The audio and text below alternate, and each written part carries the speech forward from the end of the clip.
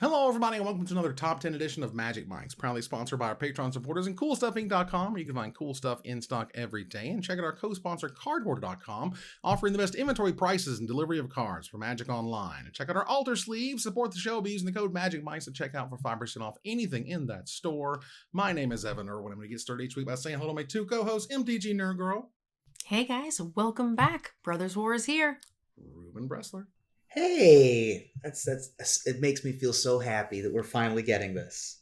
It's so good. Like, honestly, it feels like it crept up a little bit, you know? Like, yeah. It's like, surprise, you have the whole set. And we're like, oh, okay, we have the whole set. That's awesome. We also have new digs, if you see the new graphics that are hanging out this week, which is awesome. That matches up with the new graphics on the live show, which is fun. But yeah, overall, I've been very excited about this set. And honestly very pleased. There was way more cards than I had room for on my top 10. And that, to me, is a great set. Agreed. There was some commentary when Dominaria United came out that they had to hold it back a little bit on Dominaria United because of some of the stuff coming in Brothers War. And I don't know if that was apocryphal or if that was factual, but if it was factual, I see why they held back a little bit, because there are some very strong synergies, very cool things that are enabled by this set. Yeah, this set's pretty dope. Yeah, this set does seem to have like a lot of heavy hitters that are going to sort of like define they might not be the strongest card in the deck, but it feels like this set is going to define a lot of decks in Standard. I feel like Wizards has gotten better at making strong cards, not overpowered, but strong, and making most of the cards that they make strong. So there's not one clear way to build a mono red deck or whatever. We spoke about this a little bit, but over time I've seen it more and more often where it's like all these cards are just really good. You know, they're not unbelievably overpowered. They're not crazy pushed, comparatively, but they're just all just the boats are rising. That said, we begin with our choice of the top comment from last week in a segment we call Honorable Mention, where Ruben will tell us who was the most eloquent, letting us know what card we did not choose as one of our top 10 spooky cards. Ruben? There were so many good comments that it was hard for me to choose. However, then a username popped out at me with a comment. So if I'm going to have a winner for top 10 spooky cards, and they had a good comment, then I'm going to choose Deathkeeper to win as the top comment, because they also had a very good comment, which is crazy to not see the true OG spooky card art on the list in Terror.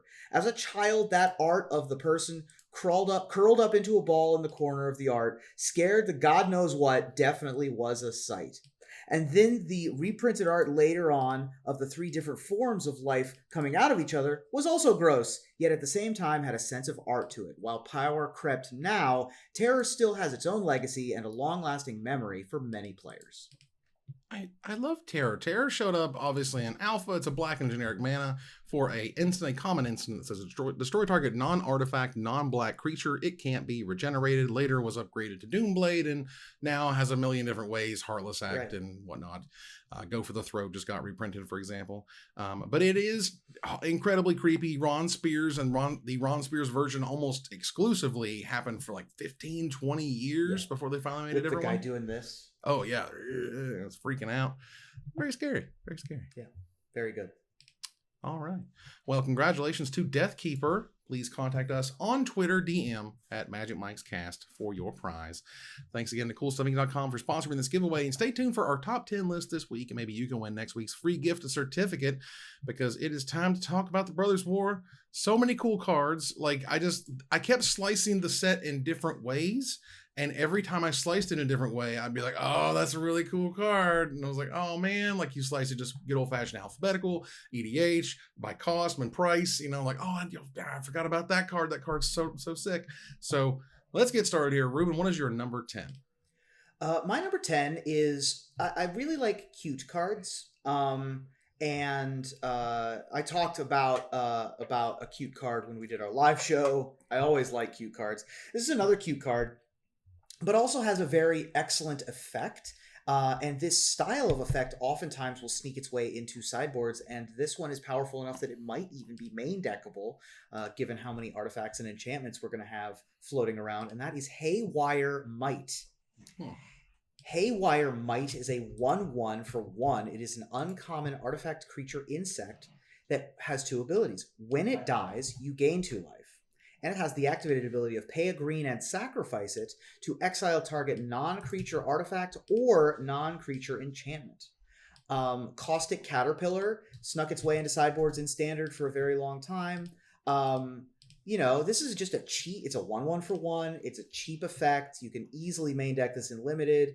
And even if you're not even playing green, you're just getting some value off of it. I like the art. I'm surprised you think that it's cute, but I think it is very pretty. I think it's got a cute little factor to it. The card itself, I mean, it does have a lot to like. I don't think that I think it's main deck, but I do think this is sideboard potential. Yeah. I think that the fact that in Modern Urza's Saga exists and can go find this thing really easily, I think that makes that different. Sure. For all intents and purposes. And I think this card is really dope as well. So, all right, Nerd Girl, what's number 10? Okay, so I have a little bit of a soft spot for Limited, and one of the archetypes I think is going to be really, really sweet has a very insanely good common that goes along with it, and I'm super excited to draft like 3 of these and just call it a day. So we're going to talk about a very simple card, but a very scary one. Ambush Paratrooper is a common 2-drop. It's a human soldier for 1 colorless and a white. You're going to be getting a 1/2 flyer with flash, and you can also pay 5 mana, all colorless, to give creatures you control get +1/+1 till end of turn. And you can use Power Stones to pump this up. You can do so many things. We see this sort of ability on usually a sort of at-costed a creature that's nothing exciting, a 3/2 for 3, something along those lines. But this is a 1/2, and it flies, and it has flash, and it's going to eat soldiers. It's by itself going to be sort of an annoying creature to deal with, and it's going to, at common, sort of really give a huge boost to these soldier decks. And there's so many cards that make soldiers. It's going to be insane, and I love it. Yeah. Very good value on turn 2, just like able to peck away early, but also good later in the game because you can just flash it in. There's not a lot that your opponents are going to be able to do about it. And then if you flash it in, untap, and use the Crusade effect, that's going to go a long way. Yeah, I mean, this is like I adore the design of this set, and I think we're going to see that kind of play out where this 5 generic mana is not a lot. Like, can be triggered maybe 2 times, maybe even more than that, because there's Power Stones all over the freaking place, and you got to do something with all that mana. And giving you lots of different ways to pump a bunch of colorless mana into things is gonna be sweet. And the whole environment just feels crazy because like they've put that safety valve on it in terms of what Power Stones can do, but they've given you so many different tools to use them in the game.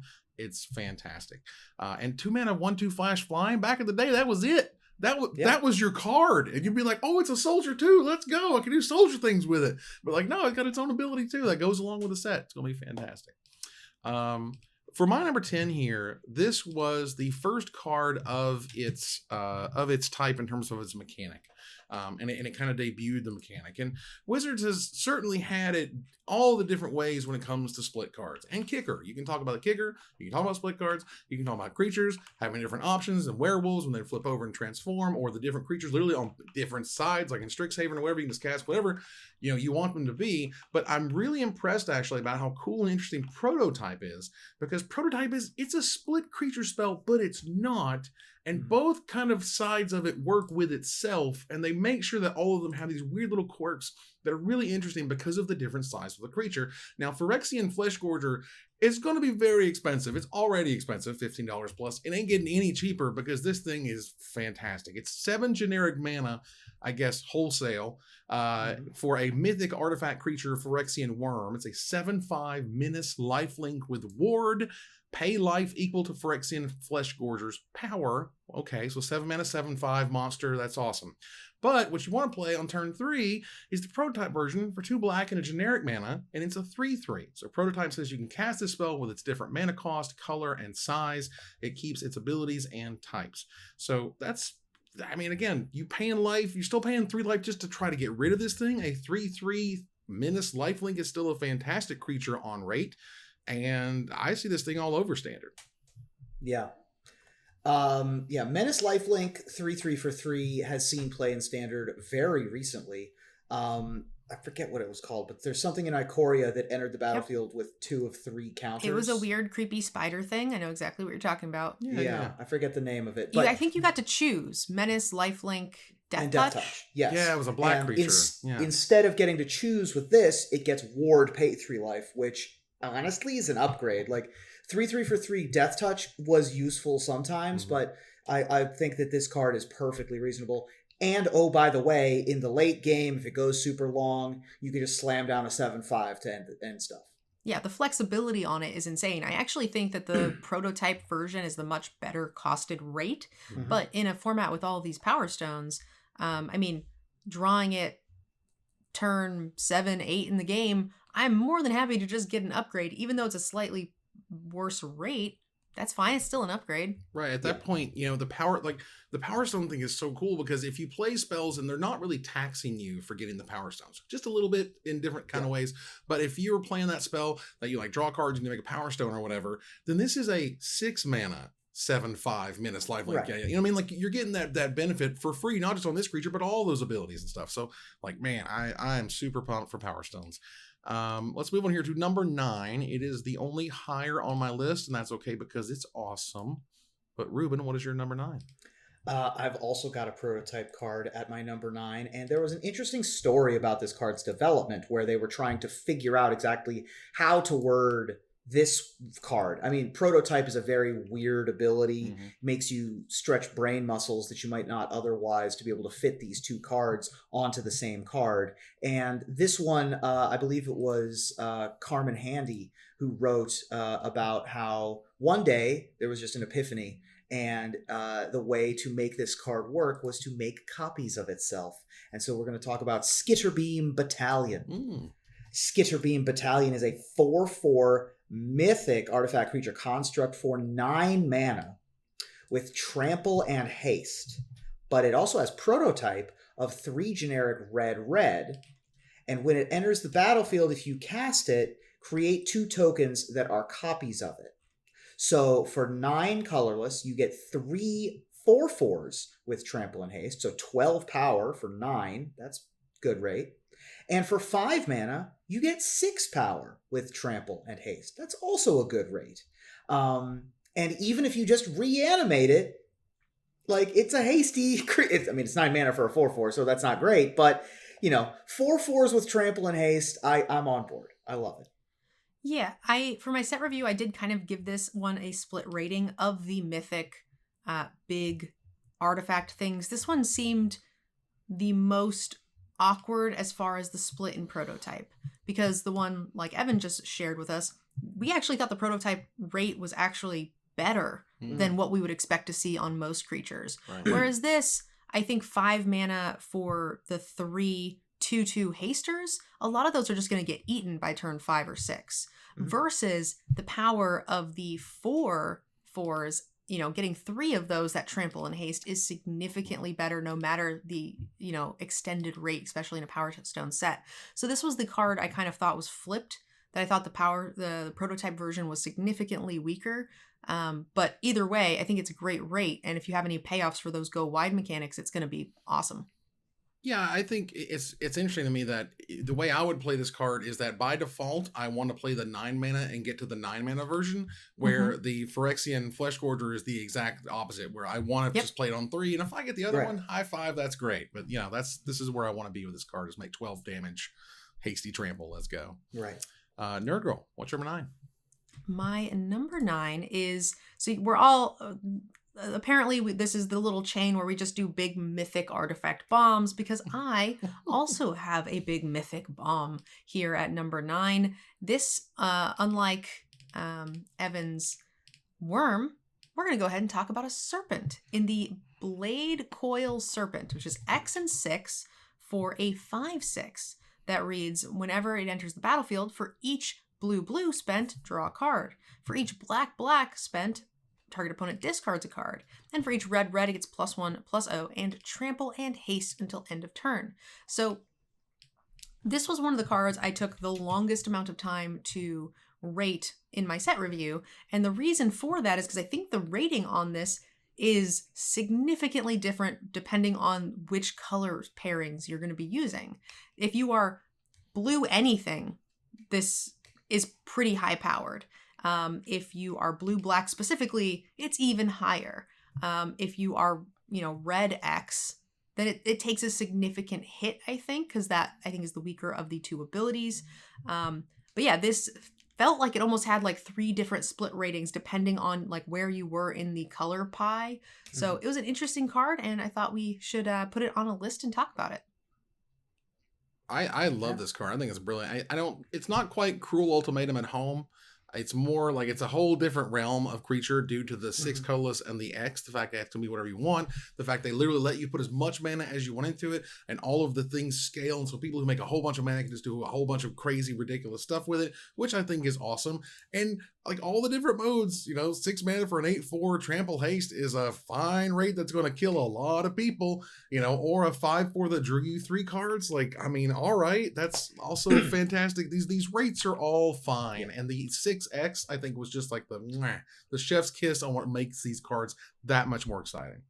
Yeah, 6 blue mana is insane, but if you have 100 red mana, that's also insane, right? And then black is also just like, especially in a slower, we are yet to see what this environment looks like. But if this card is good, then the environment would dictate that the spending black mana on it will probably also be good. So any way you slice it, an excellent mythic and a really fun design. Yeah, I love all the cards of this type. We may or may not be talking about more of them later. I guess we'll see.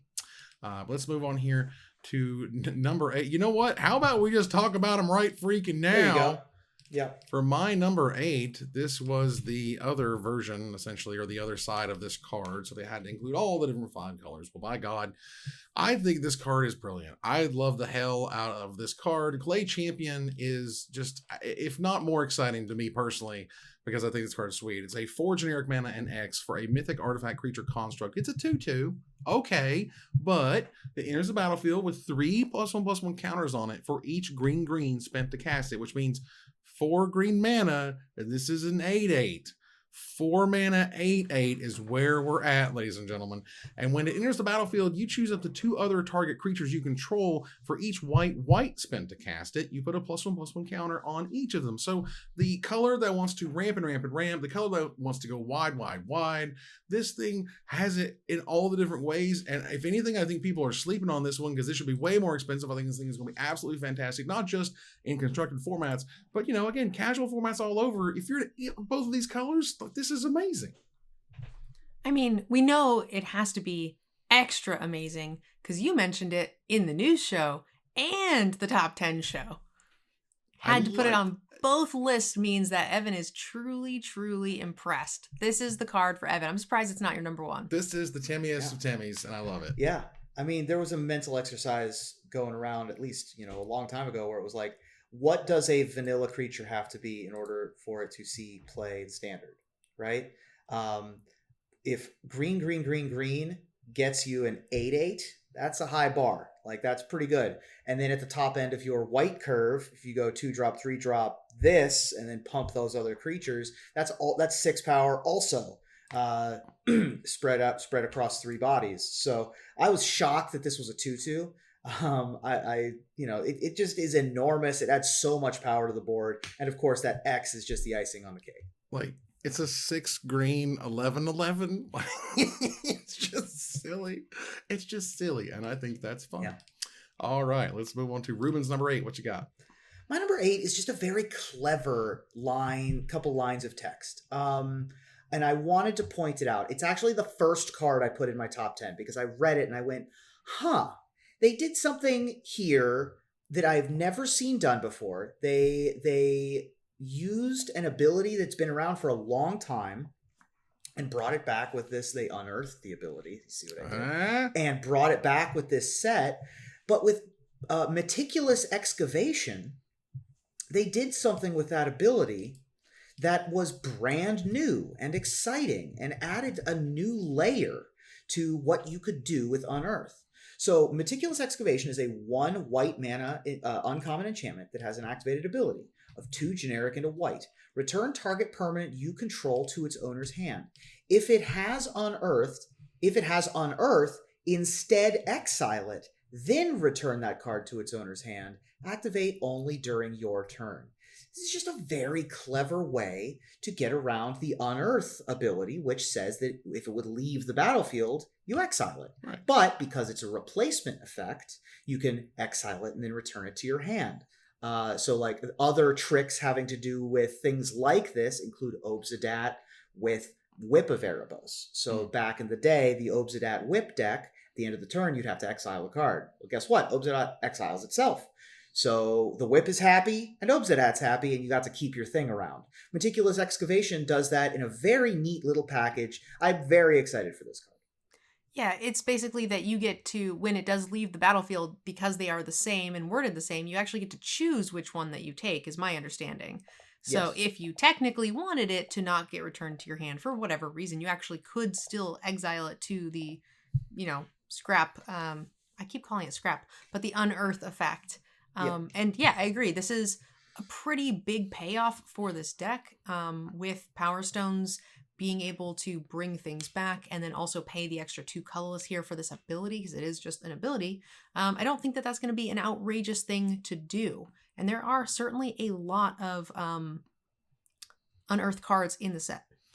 Yeah, this feels like it. This feels like it's on a very thin design line, right? They made it as cheap as it could to just get this out as a permanent on the battlefield. Great, awesome. But 3 mana in order to really do anything. But in order to really do anything, you're going to need more than 3 mana. Yeah. So it's about getting this out early, trying to get mana to make it going, and then kind of having this engine kind of run. And I think it's really sweet. I love it when they try to almost overrule a mechanic. You know what I mean? It's like, oh, you thought Unearth will never come back. Well, this will. And also, I'm just a sucker for a crystal shard. This doesn't have to target an unearthed creature. It's true. This can just target a mana war, and you can reuse your come into play abilities, and you just be happy with your minimal value. I love nothing better than minimal value. I gotta get maximum. This card has it. Maximum. I like the flicker card Teleportation Circle. Yeah. From the D&D set. I mean, it's Exactly. a little bit different, but the same premise of just getting that incremental value over to a certain amount of turns. Flicker your Owlbear and draw cards over and over again feels fantastic. There you go. Nerd Girl, what's number 8? So number 8 is a card that I always love when creatures are good, but a lot of times they're not. And removal is always king, so you can't play a lot of auras to go with your creatures to make them good.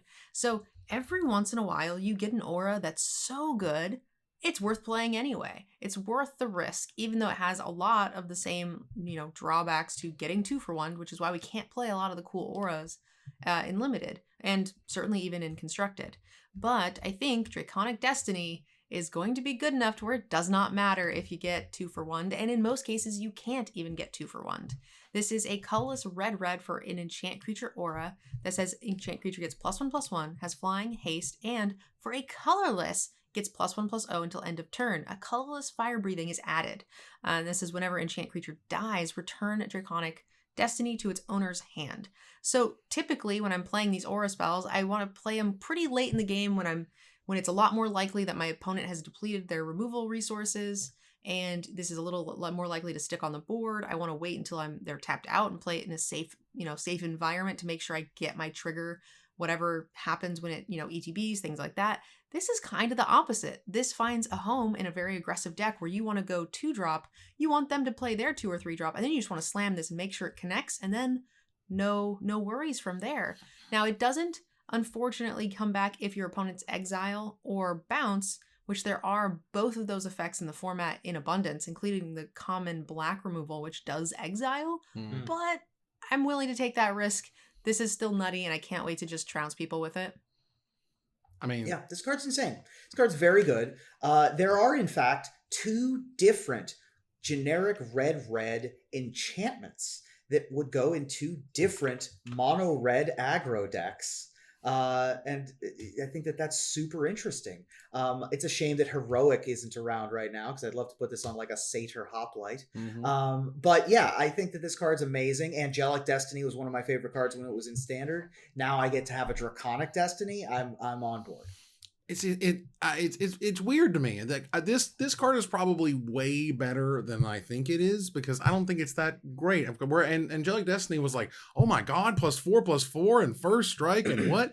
And this is like, okay, wow, like haste is cool, but haste is great. You're probably not going to get that much of a benefit off the haste part, right? You're going to get the benefit off the evasion and maybe the fire, hopefully the fire breathing. The thing is that this is a 3-drop. But it's secretly a 4-drop and a 5-drop, right? Yeah. Like, instead of playing Stormbreath Dragon, we're just going to play this card and build our own Stormbreath Dragon. Yeah. And, getting something up to an extra toughness and whatnot might be... Again, this to me is like, it's mythic. Like, clearly it's going to be really good. I think they made it as good as they could. If we're on the level of Angelic Destiny, this thing is probably bananas. Angelic Destiny didn't come back, though, right? I think that's the valid... Oh, it did. It had the same clause at the bottom. So like now they're starting that super cycle of mythic enchantments that are destiny enchantments. And I'm like, okay, well, this better perform. Right. All right. Let's move on here to number 7. Ruben, what's number 7? My number 7 is a character from the lore that I was not familiar with.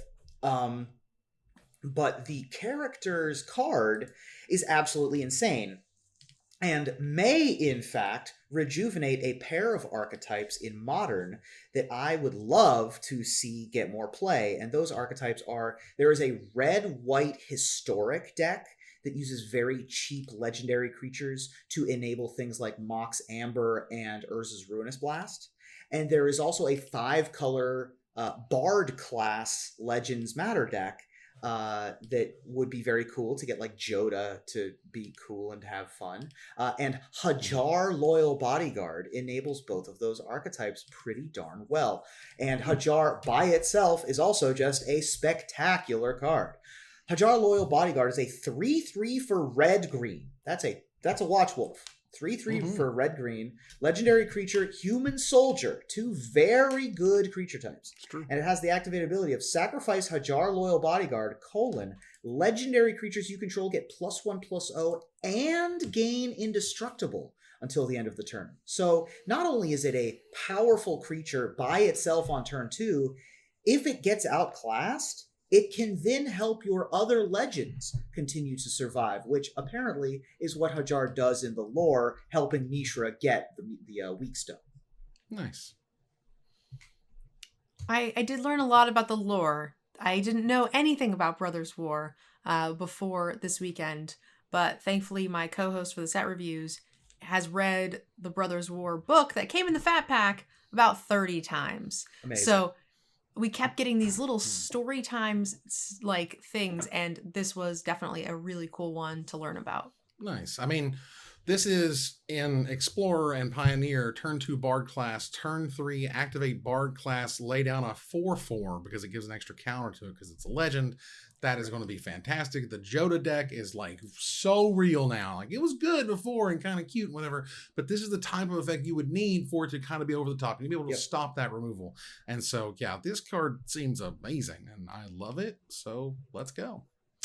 Nerd Girl, what's number 7? Well, I figure we all put in you both put in some sort of mythic prototype of a specific color. Evan with black, Ruben with red. So we're going to go ahead and just also do the green because I think this one is insane. Rootwire Amalgam is a 5-mana golem, or you can pay 2 if you want it to only be a 2/3. But if you pay the 5, it comes in as a 5/5. But either way, it has the ability that says 3 colorless and a green. You can sacrifice it, create a XX colorless golem artifact creature token where X is 3 times the amalgam's power. It gains haste until end of turn. Activate as a sorcery. I would just like to say getting to 10 mana in one turn, including your power stones, is not going to be hard. I am going to dome someone for 15/15 in a turn where they thought I had no creatures on board. And it's going to be fantastic. And then when I get hit in the face with it, it will be less fantastic. Oh. Yeah. This card's great. 2 mana 2/3 is just good enough stats. 2 mana 2/3 is like super playable in most standard formats if it does literally anything relevant to the board.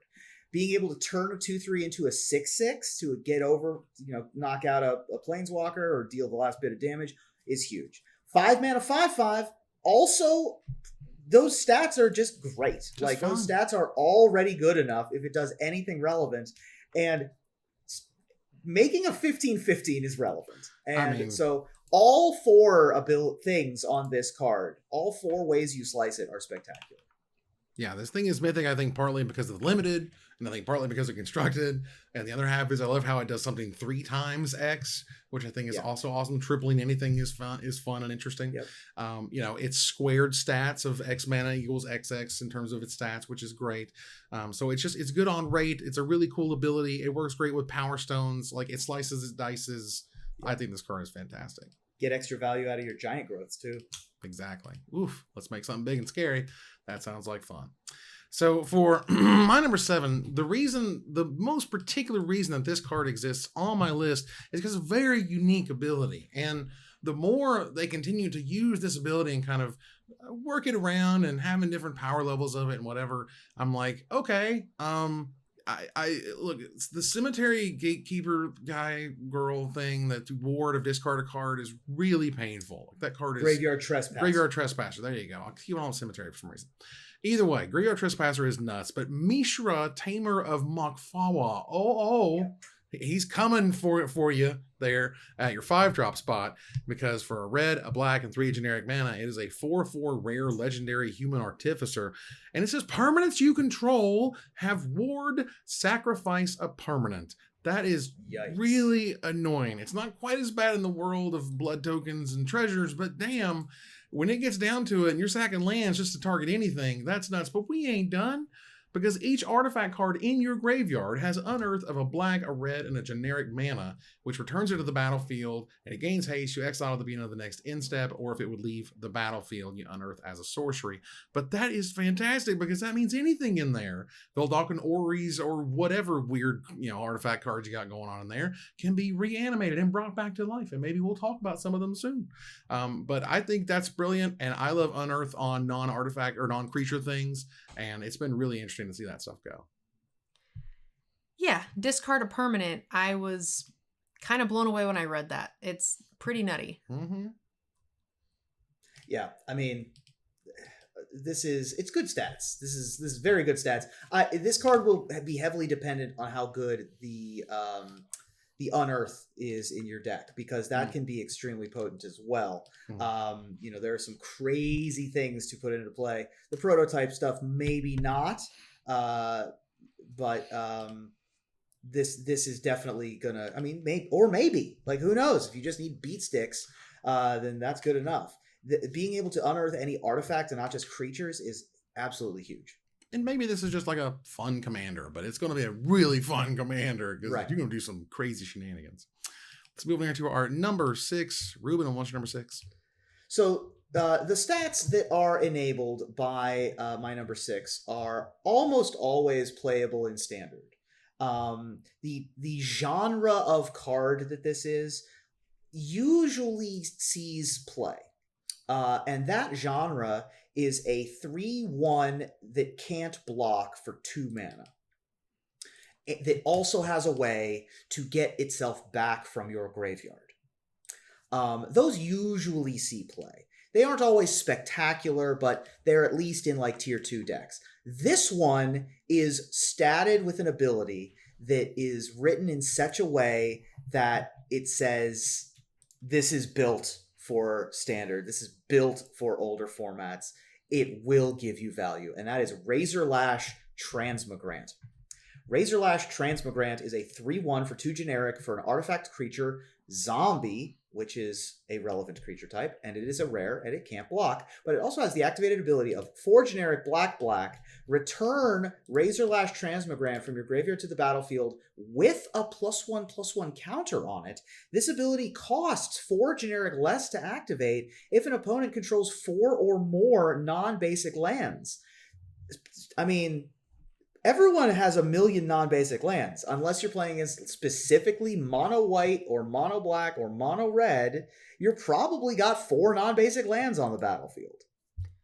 Honestly, with how good creature lands are right now, also that's not terribly unrealistic. With monocolor decks are still running, the 4 Kamigawa creature lands plus Field of the Ruins plus a number of things that possibly help them scry. There's also new things coming out that like enable soldier decks. We have multiple soldier lords, and there's just a land that actually just like anthems them. So there might be some reasonable stuff even in aggro decks.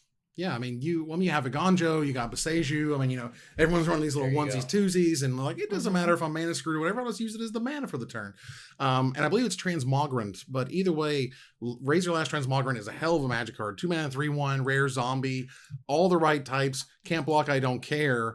Like it feels like you're always just going to keep like this is one of the reasons like you're always going to run some amount of graveyard removal or think about graveyard removal in control decks against black aggro decks, because my god, this thing is going to drive you insane. But that's great. I love it. Nerd Girl, what's number 6? So my number 6 is so we did some crazy bombs that are like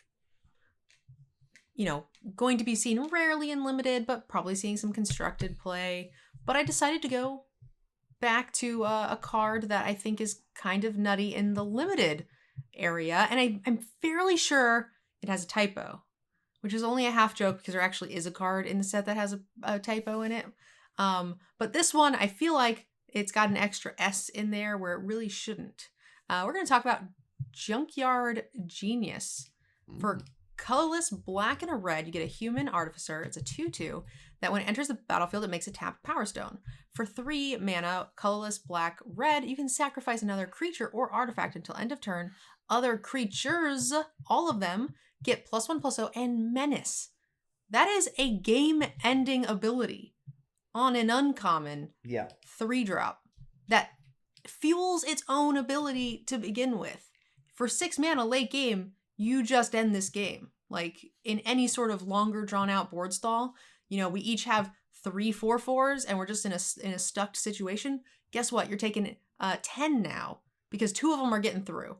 Holy smokes, what an uncommon. Because that ability is basically black-red, because it gives you the generic mana to pay for the rest of it. Yep. So you can do your mana you do something else with your mana, and that's amazing. Oh yeah, so it's only 5 mana. You could use the Power Stone that you're sacrificing to do the thing. Yeah. That too. Oi. Yeah, this card's extremely good. It should be 1 creature, not all of them. Well, it's not 5 mana in that it crits a tapped Power Stone token, but it's very, very close, and it's very dumb. And this card seems like it's going to end a ton of games. Oh, for sure. This is your signal post uncommon. I think that this could theoretically enable some sort of standard deck as well. You kill this thing on sight. You kill it. If you have a removal spell, now is when you use it. Is when you see the Junkyard Genius. For my number 6 here, this is a hell of a Magic card. This is an incredible Magic card we spoke about a little bit before. I'm very excited to play with this card, even if it's just casually. I think it's absolutely brilliant, but I think it's way more than casually. Because I'm ready to sleeve up, at least digitally, some Gix, Yawgmoth, Praetor. For 2 black and generic mana, it's a mythic 3/3 legendary Phyrexian Praetor. Whenever a creature deals combat damage to one of your opponents, its controller may pay a life, and if they do, they draw a card. For 3 black and 4 generic mana, you discard X cards and exile the top X cards from target opponent's library. You may play land cards and cast spells from among the cards exiled this way without paying their mana costs. It's silly, and it's on curve, and it's what you play in between the Bodyguard and the Sheoldred, and you're paying life to draw more cards, and you're invoking Despair, and it's going to be amazing, and then you bust off with 7 mana and take all their crap. Yeah. Truly a heyday for Mono Black right now. We are spoiled for choice in Mono Black with things like Evolved Sleeper, and now we got the Razorlash coming, in addition to Treacherous Underdog and or Tenacious Underdog and the Raven Man. Lots of great options to enable on turn 1 and 2 to immediately get value out of Gix. And then, of course, following up Gix, Sheoldred is not far behind. The double Praetor comboing together really nicely. I feel like, the Meat Hook Massacre ban was just sort of like, oh shit, Mono Black is very good. And we have a ton of Mono Black coming down the pipe that nobody knows about yet. Right.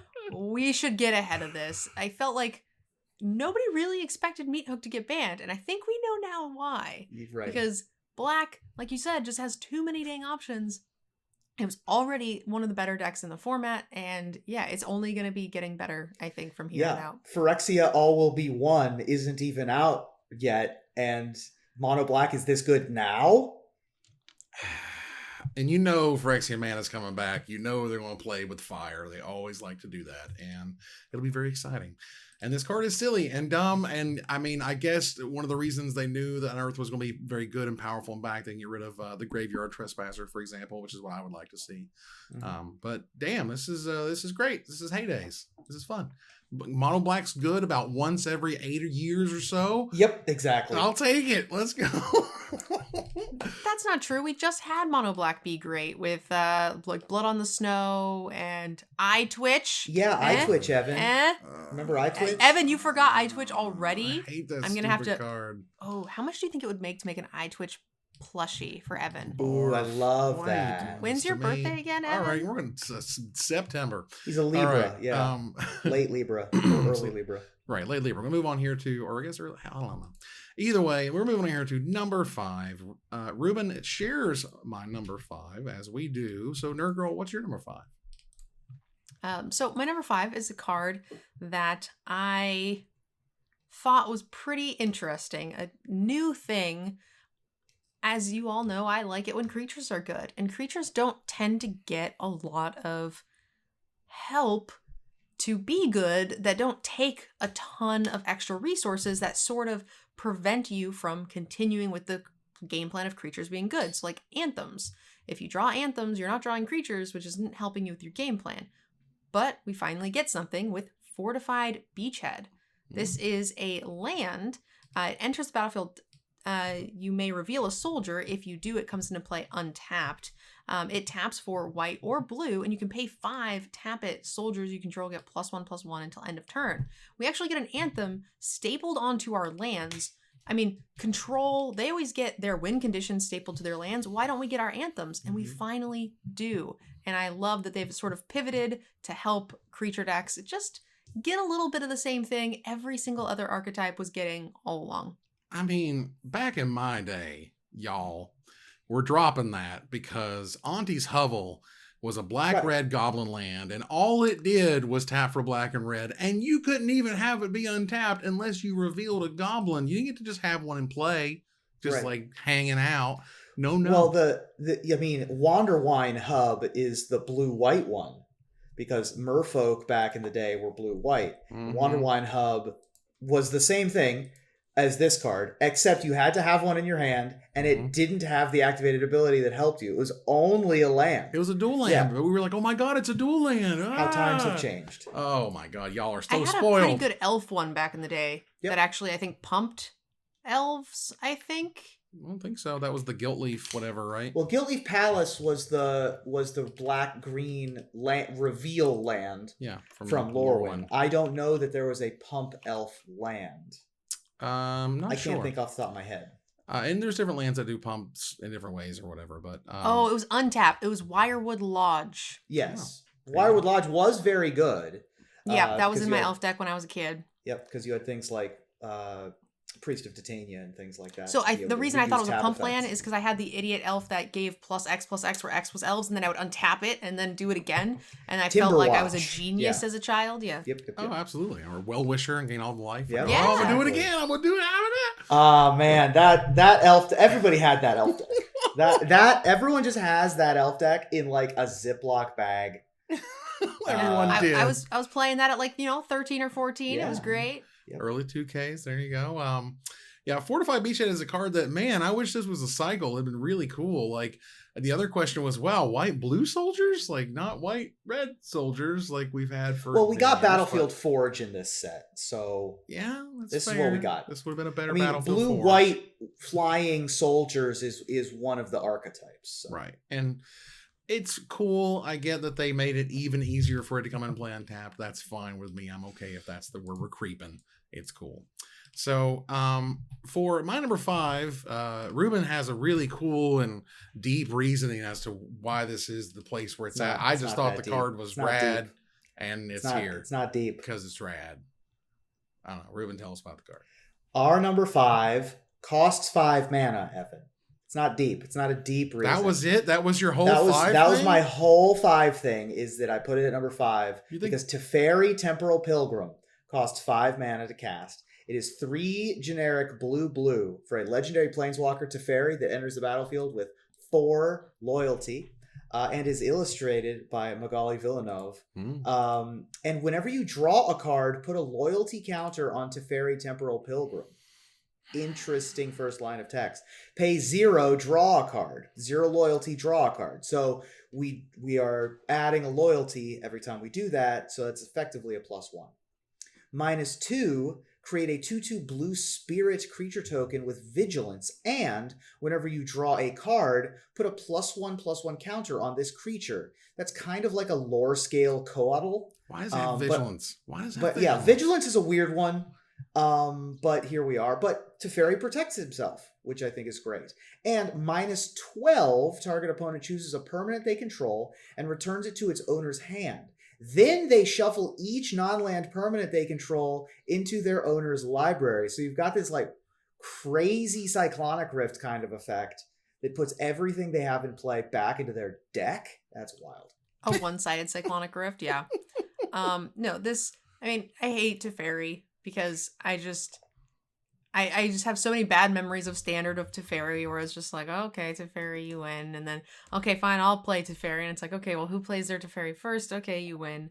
And so I just hate all Teferis. So morally, I am against this card. But I do think that it's pretty crazy. The draw static effect is insane. Yeah. So he comes in basically as a 5/5, and then you're drawing more cards that are drawing you more cards, and it's really not hard to get this thing to 12 loyalty. It's going to be very, very scary. Yeah, the idea that you have to draw 7 cards beyond the one he gives you for free when he enters the battlefield, or the fact that you can say, Teferi, make it 2/2, go, you do whatever. I go up, I draw a card, make that a 3/3 now, and then Teferi goes up to 3 because I drew a card for my turn, so I can make another 2/2. So he makes a 2/2 and a 3/3 and sticks around with 1 loyalty, all in the span of 2 turns. And now every card you draw is going to make these creatures larger, which don't have to tap to attack. I don't know why they have vigilance. I don't know why. I feel like it's a giant mistake. Maybe it's not. Maybe I'm a crazy person. But my God, I cannot believe they have vigilance. It still blows my mind. But it's a very exciting 5 mana Teferi, and don't we love those? So let's move on here to number 4. Nerd Girl, what is your number 4? So my number 4 is a very selfish card. I put it on my list just because I'm excited about it. Mm-hmm. I don't care if anybody else likes it, but it's something that is going to go straight into my deck. I haven't looked at the price of it. I'm hoping it's not too much, or I hope I open it because it already has a home. In fact, I should already start picking out a card to take out of my deck to put this in. And that's the Portal to Phyrexia, 9 mana artifact. That says, when Portal to Phyrexia enters the battlefield, each opponent sacrifices 3 creature. Each. All of them. Fantastic for my EDH deck. And at the beginning of your upkeep, put a creature card from any graveyard onto the battlefield under your control. It's a Phyrexian in addition to its other types. Now, 9 mana is a lot. But you know what Yannette does? Yannette puts anything that's odd mana costed into play. Like, you just get to do the thing. So my Yannette deck is just built to manipulate the top of my library and put whatever card I want on top, and then just swing with Yannette and do the thing. And it's fantastic. I can't wait for this card to come out. And huzzah. Sorry. Well, this was my number 9. It wasn't very poetic at number 9. It just landed there, as they tend to do. But I thought this card was absolutely terrific. This is like the one card I want to reanimate with Mishra. Like, this is the card I want to unearth. Let's go. This is the card you want to unearth and reanimate in any form or fashion. One of the most powerful, just straight up artifacts that they've made in a very, very long time. And my God, the way it affects the board in multiplayer games, this thing is a monster. Yeah. Thing's absolutely ridiculous. This is going to be a commander powerhouse, depending on how the artifact reanimation strategies pan out in Standard. Could see play in Standard as well, because that comes into playability I've never seen that before. That's really strong. Like, I mean, They're like, what would it take to play a 9-mana artifact? I'm like, well, it has to go 3 creatures and reanimate something every turn. You're like, okay, fine, whatever. Kill 9 creatures. Even better. Yeah, let's get rid of all 9 and then pick your favorite next turn. Oh my God. Ruben, what's number 4? My number 4 is a card that is a send-up of a piece of lore from before Dominaria even really had a name. I feel like this is some alpha lore, because there was a famous story during the Brothers' War where many of the generals of the during the battles had to sort of revisit their tactics when a group of peasant pikemen were able to hold off a trio of rampaging crawworms at one point during the Brothers' War, and that occurred in the region of Sarenth. And for the first time, we get a card named after that region, and it itself is a worm, and that worm is insane, and its name is Sarenth Great Worm. Sarenth Great Worm costs 6 mana like a crawworm. It's better though. 4 generic red-green for a 7/6 trampler. Whenever a land enters the battlefield, create a tapped Power Stone token. That's not landfall. That's whenever anybody's lands enter the battlefield, you get it's a payoff for your early ramp, but it also lets your rampant growths and your Farseeks and your explosive vegetations later get even more powerful. So if you have those big artifacts, if you have those giant X spells, Sarenth Great Worm is going to be great for you. Yep, there's also a fair number of sack options for artifacts. So even if you don't, once you've already gotten to 6, you already have some Power Stones out to get here, you maybe don't need a ton more Power Stones, but it's also going to enable all of those other cards that really want you to be having expendable artifacts, to be sacrificing, whatever the case may be, tap artifacts to draw. Who knows what we're going to find. This is the most expensive pre-order in the set right now. It's a $33 pre-order, and it's not even close. It is miles beyond the closer or second place most expensive card in the set. Honestly, I'm getting bootlegger stash vibes off this one, where it's cool, it's rad, it sounds woo, way over the top, but I think at the end of the day, this thing doesn't even have haste. You know what I mean? It's like dork go, and it's I might get some artifacts, 2 or 3 along the way when I come back, but it's just kind of like a giant dork. And so maybe it's going to get there and the hype is real and I'm wrong as hell. But honestly, Bootlegger Stash looked like the most insane commander card in the history of the world and got a $50 pre-order and then just fell off the roof, and now it's a $5 card. So your mileage may vary. But it's a very cool card. Very exciting. For my number 4 here, it is a 4-drop. Again, didn't mean to do that, but here we are. This is a really cool card. This is one of those things where if you are knee deep, if you're neck deep in Magic, like I am and others on either this program or maybe listening to this program, and you just, you can't get enough of that Magic the Gathering, and you've been magicking for as long as you can, and you are in there, and you know the things, you may know the lore, you may, peruse every site for every rumor and everything, and at one point or other, somebody went dumpster diving, and they found a little tiny corner of what ended up being this card, and everyone's like, you are lying, that's a bunch of crap, and then here shows up Miral's Shield of Argive to prove them right. This card is bananas. It's Grand Abolisher ++ for a white and 3 generic mana. It's a 3/4 mythic legendary human soldier.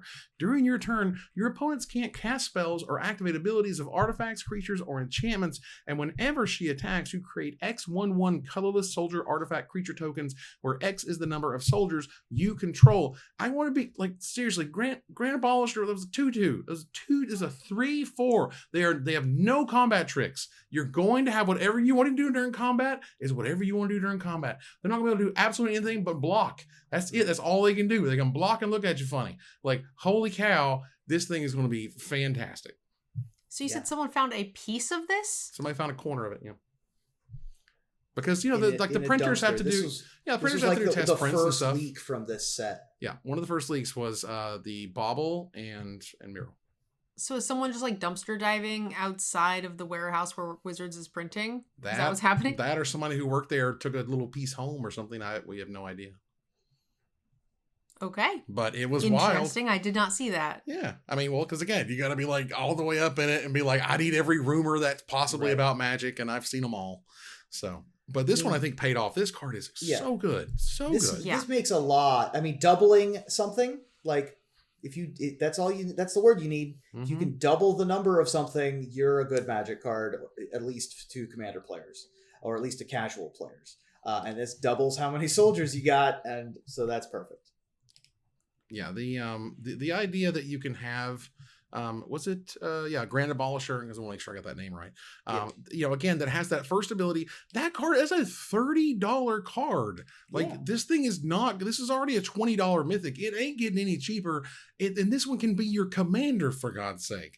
So damn. All right, very good. Let's go. Let's go here to our number 3. Ruben, what's number 3? My number 3 is a 3-drop. One of these days, Evan, you're going to have to admit that you're a poet and you don't even think that you are. Not even aware of it, right? But this red 3-drop is not for aggro decks. This red 3-drop, however, is a type of card that always sees play. And this one also will do something very different and have heavy impacts in older formats. It is also a story spotlight card because it is Brotherhood's End. Brotherhood's End is a generic red sorcery that says choose one. Brotherhood's End deals 3 damage to each creature and each planeswalker, or destroy all artifacts with mana value 3 or less. This is an incredibly powerful Sweltering Suns or Anger of the Gods type effect. Flame Breaks almost always see standard play, but this one can also destroy artifacts with mana value 3 or less. That includes Power Stone tokens. Hooray! We can clear the board away of all that crazy mana that we have to deal with. It also gets rid of Etched Champion in Modern, which has protection from all colors very often. So Brotherhood's End is a heck of a Magic card. Yeah, it's anytime you can have have a good card stapled to another good card and get some flexibility, it is always a wonderful day. And this one doesn't even have the extra tax associated with that. No, I mean, this is upside plus upside. This is everything's getting modal. I mean, Pyroclasm feels like a bridge too far for Wizards and has been for a very long time. But once they found Flame Break and all the assorted, versions of it, they've been pretty happy with that. 3 mana deal 3 damage to everything. This is 3 damage to creatures and planeswalkers is absolutely huge. And be able to destroy the artifacts means there's a nice safety valve on the format so you can't go too crazy. I think this card is sweet and we'll see a absolute ton of play, which is awesome. Nerd Girl, what's your number 3? So my number 3 is actually a card that I put on the list, not because I like it. I put it on the list because it's going to make people sad. The creation of this card means the death of another card. That card is no longer going to be seeing play. It's going to lose its spot in Legacy, and we can forever say goodbye to Young Pyromancer, as it is now being replaced with Third Path Iconoclast, a blue and a red human monk. It's a 2/1. This is whenever you cast a non-creature spell, create a 1/1 colorless soldier artifact creature token, which is significantly better, and Legacy is now quite different. Yeah. Okay. I mean, you could play 8 Pyromancers if you really wanted to, but yeah, that's true. This was very close to being on my list, and you're right. It's almost a strict upgrade for Legacy. Interesting. And just because they're artifact creature tokens, basically? They're artifacts and that matters? Non-creature. Non-creature versus spell, instant, or sorcery. That's what I was missing. Thank you. Anything you cast that is just not a creature is just now making stuff, which is significantly better. It's a little bit harder to cast, but it's always being played in red blue decks anyway. And I mean, Legacy has no want for a consistent mana base. They're fine. We don't need to worry about them making sure they have 2 colors on turn 2. Right. No, that sounds awesome. I think that card is really sweet, and we'll see a ton of play as a result. I don't think you're wrong. For my number 3 here, this was a card that was unveiled late in the process, and I think this card is absolutely unreal, and we'll see a absolute ton of play. If you want to play in Constructed, this is one of those you might as well either open all your packs, and if you didn't get your playset, finish your playset, because you're going to need a full playset of Legions to Ashes. This is Anguished Unmaking kind of plus. This is another kind of Vindicate type effect. This is another Bitter End or Utter End, I think it was, Utter End, yeah. That they've tried. But so this one's sorcery speed, but it does really cool stuff. For a black and white and generic mana, it's a rare sorcery that exiles target non-land permanent and opponent controls and all tokens that player controls with the same name as that permanent. Yet another safety valve in 2 different colors completely that could stop a Power Stone deck from going completely insane, or a silly token deck. It was interesting. There's the Magic Data Science Twitter was talking today about how many tokens were created in the past just couple years, and how the amount of tokens, whether it's treasure, whether it's creature, whether it's blood, has just like gone absolutely through the roof. And so this is the exact type of card you want to stop some of that silliness. Oh, Dockside Extortion is great. Well, all right, get rid of everything. Yep. So. Yep, get rid of all your clues, get rid of all your food, get rid of all your whatever. Maelstrom Pulse was a staple for a very long time in many formats, and is to this day. This is for a different color combination and does the same thing, even better. I see no reason why this wouldn't have the same trajectory. We're seeing a lot more usable tokens than we ever did before. It's getting kind of crazy between, so many things investigating.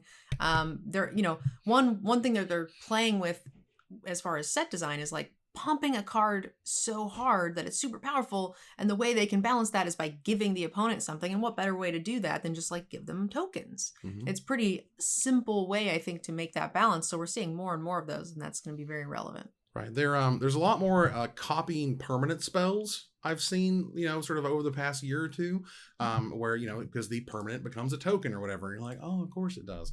And so more things make copies of themselves and copying permanents and all that good stuff. Legions of Ashes, like it both, there's a safety valve on both the Power Stones and the Soldier deck. And I love that. I think that's brilliant.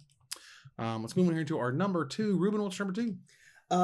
Going from one of the most late revealed cards to one of the first revealed cards. My number 2, I mean, it is a defender, but it is probably not going into my Arcades deck. But that's okay, because it's going into every other deck, because Surge Engine is insane. Surge Engine is spectacularly good.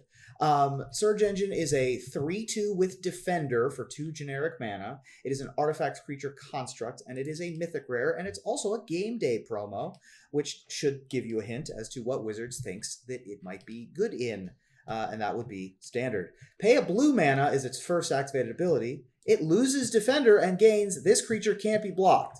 We're already better than, printed cards, because 2 generic and a blue gives you a 3/2 unblockable. That's better than Phantom Warrior in many ways. It's true. But we're not done, because if you pay 2 generic and a blue later, it becomes blue and has base power and toughness 5/4. Activate only if Surge Engine doesn't have Defender. That's also insane. We're playing this turn 2, upgrading at turn 3, and then on turn 4, you can attack with a 5/4 unblockable if you want to. And we're not done, because at the very top, we've got 4 generic blue, draw 3 cards, activate only if it's blue, and only once. So if you invest in this creature, it will refill your hand. That is an instant speed ability as well. This card is very good at all phases of the game. When I was doing my set review, when I read this, it never dawned on me that this did not end at end of turn. And I still thought that this was insane. I was just like, every turn is 1 mana and I can hit them for 5. And they were just like, no. You just do that. You just pay 4. And it's there forever. Over the 2 turns, and you just get an unblockable 5-powered creature forever. Yep. And I was blown away. I don't even think it needed to last forever, and I still would have thought that this card was very playable. This card makes me angry, actually. Yeah, I could see that. This is the type of card that, while it reads great, it seems very exciting, and it has to ride that line where it needs to be cool and exciting because it's a mythic from the new artifact set, but it can't be so good it's the only damn thing that we play against for the next year. So it's a tough line to ride there. This card's really cool. Absolutely agree. Fortunately, that 2 toughness, I mean, that's not huge. The 4 toughness, even when you upgrade it, is still going to die to Obliterating Bolt. This is going to die to Brother's End. A Braid exists. There's a lot of stopgaps. But, assuming that it dies to Doomblade, this is still going to be very good. It's still a fantastic top deck. I mean, at almost any stage of the game, it's terrific. So that card is dope. Nerd Girl, what's your number 2? So my number 2 is another selfish card. I put it, you guys will see from my list in general, I like this archetype and I want to play it. But also, I learned an interesting tidbit of story about this card. So we're going to go ahead and talk about Harbin. In the Brothers' War, it is weirdly alluded to. Harbin is Urza's wife's son, but it's weirdly never confirmed that it's actually Urza's son. So we think it's Mishra's son who had the kid with Urza's wife. So there was sort of like a Pearl Harbor thing going on where I think she was just sleeping with whichever brother happened to be around at the time. God. Whoa. What a reference. So we ended up with Harbin, Vanguard Advisor. And so we have a white and a blue for a legendary creature human soldier. It's a 3/2 flyer for 2 mana that says whenever you attack with 5 or more soldiers, creatures you control get +1/+1 and gain flying until end of turn. It leaps, it mini mighty leaps everything. And it's a huge thing on rate, and it's hilarious that there's like some crazy infidelity going on in the storyline, and you ended up, this looks nothing like Urza, so go get it, girl. Wow. I mean, first of all, that reference shout out to Pearl Harbor. That's a 21-year-old reference. that insane. Reference can vote and drink. And Harbin, Vanguard of Avian. This card is just like on rate. I can't think of any other reference where the girl sleeps with both brothers and has one of their child. I don't know. And they just trade and they're fine with it. And then Urza still stays with her. Can you think of another reference? I'm trying to think. Hold on. I mean, there's been a lot of movies, right? I don't know. There has been a lot of movies. I can't think of one off the top of my head. There has never been a 2-mana 3/2 flyer with at least without a drawback. I don't think there's ever been a 3-mana or a 2-mana 3/2 flyer ever. Ever. Just on rate ever. So not only is it the best rate for the mana that you're paying for it, it has a sweet ability that helps you go wide with all of your sweet soldiers. Like, this is the type of cards you need to make white blue soldiers work, because you're not going to play it if you don't have payoffs that look like this. Yeah, this card is freaking. I mean, the card is absurd. Ridiculous. Agreed. Well, I tell you what, I swear to God, I didn't mean to do this. Evan, at some point, went straight Rube, okay, and a 5-mana 5-mana spell. You're gonna have to admit that you're an artist. At 3 mana, 3 for my number 2. It is 2 mana to play this card. This card is actually really, really exciting. I think this card could see play in older formats, and I'm talking really older formats. I think Wizards has done nothing but push this effect for as long as I can remember. For God's sake, when I first learned what Magic was, what is a Magic card? What the hell is a set, and where do they come from, and what's a booster pack? And they're like, have you seen Jester's Cap? And I'm like, no, what's that? And like, it's the coolest card from Ice Age. You won't believe it. And then later, when I came back to the game and Kamigawa came out, Cranial Extraction was the most expensive card in the set. And that was really interesting and like took over the Pro Tour for a whole variety of reasons I'm not explaining right now. But the point is, the Stone Brain is freaking sweet. First of all, it's the Stone Brain. That's a hell of a Magic card. The fact that Karn can go get it out of sideboards is huge. The fact that turn 1 with Moxen and Mishra's Workshops can throw this thing out and get it hitting combo decks on turn 1 and turn 2 is amazing. The Stone Brain is the coolest version of the Exile cards effect I've ever seen. It's 2 generic mana for a rare legendary artifact. It has 2 generic tap, exile it, choose a card name, search target opponent's graveyard, hand, and library for up to 4 cards with that name and exile them. That player shuffles, then draws a card for each card exiled from their hand this way. So it has that, what was it called? Something more, from Ravnica. Remember the blue-black one? That did the same effect. Anyway, it lets them draw a card for the one ones you got in their hand, and you activate only as a sorcery. So if you put it in exile, Karn can just go get it again. The 4 mana Karn to get stuff out of your sideboard. So, okay, that's cool. And again, just 4 mana, make it happen. 2 mana and 2 mana later, make it happen. This messes up with combo decks all over the place. I think it's brilliant and I love it. Very good. Yeah, the Stone Brain was a weapon that the Sages of Latnam tried to use to stop the Brothers' War. It was an artifact that could effectively leech magic away from the magicians. And Greensleeves, which just got a card, used it or tried to use it. Unfortunately, spoiler alert, it did not end the Brothers' War, but it was an attempt was made, and this card is very cool, and the name is hilarious. It's not a thing I'm going to be playing in Limited, but certainly a cool thing to have access to in Constructed. Yeah, this is a 1000% Constructed card for sure. All right, let's turn the corner here to our number 1. Nerd Girl, what is your number 1 card?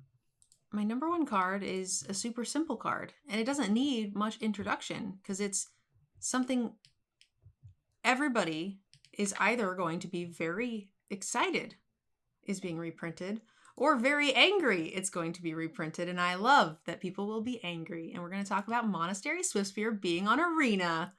Number 1 is a 1-drop 2/1 human monk with haste and prowess.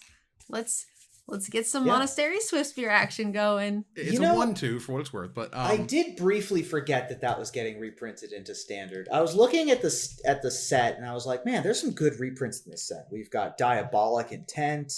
We've got Go for the Throat. I did forget Monastery Swiftspear existed, but that makes me extremely happy. I mean, go ahead. It's not that important to me that it's in Standard necessarily. I'm just glad it's on Arena. Right. Like specifically, yeah. I mean, look, when they came out with the Explorer Anthology, I was just like, Monastery Swiftspear, please, I want to play the red deck. There's just not a red deck that you find on any Magic Online deck database ever that doesn't feature Monastery's freaking Swiftspear. And I'm like, there's a few other things I could live without, but you can't live without the 1-drop that's hasty and getting crazy over the game. And they reprinted it. The Mad Lads did it, and I think it's brilliant, and I can't wait to sleeve it up first thing the day that we have it. So that should be very, very fun. Ruben, what's number 1? So I decided to not cheat with my number 1. I could very well have cheated and put 2 cards at my number 1. Depending on what your number 1 is, perhaps I can cheat and you can tell me. But the Brothers' War is about one thing. Mm-hmm. The brothers started fighting because of the Might Stone and Weak Stone. Mm-hmm. That is my number 1. And if you have any of the other bits of it that become that are partnered with it, we can talk about it later. But the Might Stone and the Weak Stone itself is a 5 generic mana legendary artifact Power Stone. So it counts as a Power Stone. And when it enters the battlefield, you choose one. Either draw 2 cards, or target creature gets -5/-5 until the end of the turn. It also has tap, add Wingding, 2 colorless mana. This mana can't be spent to cast non-artifact spells. So just like all the other Power Stones, it is able to do that. And oh, by the way, it melds with Urza, Lord Protector. Is that your number 1, Evan? Nope. Or should I? All right. So Urza, Lord Protector is a generic, a white and a blue for a 2/4 legendary creature, Human Artificer, with artifact, instant, and sorcery spells you cast cost 1 less to cast, and has an activated ability of 7: if you both own and control Urza, Lord Protector, and an artifact named the Might Stone and the Weak Stone, exile them, then meld them into Urza Planeswalker. Activate only as a sorcery. And then, of course, Urza Planeswalker is a gigantic melded Planeswalker that is both blue and white, and is a legendary Planeswalker Urza that says once during each of your turns, you may activate an additional loyalty ability of Urza. So each of these abilities can happen twice. And when it comes in with 7 loyalty, which is enormous. +2 artifact, instants, and sorcery spells you cast this turn cost 2 generic less to cast. You gain 2 life. +1, draw 2 cards, then discard a card. 0, create 2 1/1 colorless soldier artifact creature tokens. -3 exile target non-land permanent, and -10 is the ultimate. Artifacts and planeswalkers you control gain indestructible until end of turn. Destroy all non-land permanents. That's a lot. That's so much. It's so much. Now, the order it goes in is you play Urza, which makes your artifacts cost 1 less. Mm-hmm. Then you play Mightstone and Weakstone, which now costs 4 the next turn. Mm-hmm. Then you play your 5th land, and you have 2 mana for the Mightstone and Weakstone, which allows you to flip them immediately on the following turn. I would also just like to note that you can ult this the turn after he comes into play because of the +2, and you can activate abilities twice. Mm-hmm. And even if they manage to hit it, it doesn't, even if they hit it for some, you still probably can activate it because on your next turn you can activate the plus and then do the explosion, and you have more than enough loyalty to do that, and I think it's silly. Yeah. I appreciate that somebody got the ability, somebody somewhere, on a desk came to them and said, hey, I want you to create the animation for when these 2 cards become 1 and become a super duper planeswalker guy of death. And it's going to be awesome. And this card is freaking sick. And it takes 8 years to read all of it because it's so much involved. But that just means it's even more awesome when you pull it off. I mean, they made sure that Urza Lore Protector and the Mightstone and Weakstone weren't like crappy on their own. Yep. There's no like crappy side here. They're both cool and interesting. And I mean, damn, it's like the first thing I want to do at that preview stream. Absolutely. It's like, I want to flip Urza or Mishra right now. Yep. Whatever it takes, I got to see it. Let's go. That's going to be fun. All right. Well, that card is fan freaking tastic. And my number 1 here, this is a card that just like, many years ago, back when Commander was just kind of getting started, as it were, and they weren't even liking Commander products officially. They were talking about it, and the format was still basically EDH/Commander or whatever. And at the time, I was like, man, this card like right here seems crazy cheap for what it does. At least again back in the day, and it was like $5 or something. And I was like, all right, cool. Well, later on these days, that card's like $38, and this card is going to be way more interesting and awesome now because creature tokens and creatures that cost very cheaply are great to sacrifice because Diabolic Intent is coming back. This card is a $25 to $40 card depending on where you get it from. This thing was last seen in Battle Bond, but we're getting it in Standard. And how many creature tokens do we make? All of them. Because Diabolic Intent is a black and generic mana for a rare sorcery that says as an additional cost to cast the spell, you sacrifice a creature. Oh no, don't make me sacrifice creatures for value. Search your library for a card, put that card into your hand, and then shuffle. The Diabolic Tutor, just sack a creature that's probably going to do something really awesome for me. This was by far the most shocking reprint. This is going to send ripples and effects through every format where it's suddenly becoming legal. Not the least of which is our favorite Greasefang decks now get to have so much more repetition in them with your sacrifice, your consistency, with your Stitcher suppliers and your various other sacrificeables. One of the cool things too, from a limited perspective, is that there's a lot of you want creatures in your graveyard to trigger various payoffs. For example, like the green uncommons, it's like when you attack, if there are 3 creatures in your graveyard, draw a card. So I know it's like, not likely to happen because this is a higher rarity than most, but like there are cool interactions here that makes this worth playing where it might typically not be worth playing normally. It might have been right about here where they were like, are we making mono black too good? I actually don't think this will see play in mono black though. Really? Right? Because this is not a mono black card, right? Mono black is all about all of the good cards coming down in order. This is more of a combo card. If it wasn't for Tenacious Underdog, I think we would have a different conversation. Maybe. But the blitz ability and the blitzing and using this to go tutor and draw cards and blah, blah, blah. Like, I think there's something there that you just go get whatever answer you need or invoke despair or whatever. That's fair. Because it's time. But we've also got the new Razor Lash. I mean, we've got lots of black creatures that can do things from the graveyard. So maybe you're right. We'll see. I think it's hell of exciting. I can't believe they reprinted it. And that said, that was our top 10 Brothers War cards. You'll see them on screen right now for your review. Take a look at my list, Nerd Girl's list, Ruben's top 10, and we want to hear from you about what card we did not talk about. And we'll select our favorite to win $50 worth of anything at CoolStuffInc.com. But before we go, I want to thank my co-host. Thank you, Nerd Girl. Thanks for having me, guys. Thank you, Ruben. Thank you. And we move on here to our final slide. All right.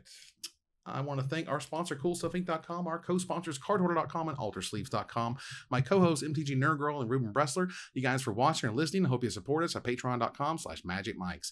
Please follow, like, tweet, favorite, share, subscribe to everything social that tells people we exist. Catch us online at Twitch.tv at Magic Mikes, on Twitter at Magic Mikes Cast, our Magic Mikes subreddit, and like the Magic Mikes page on Facebook.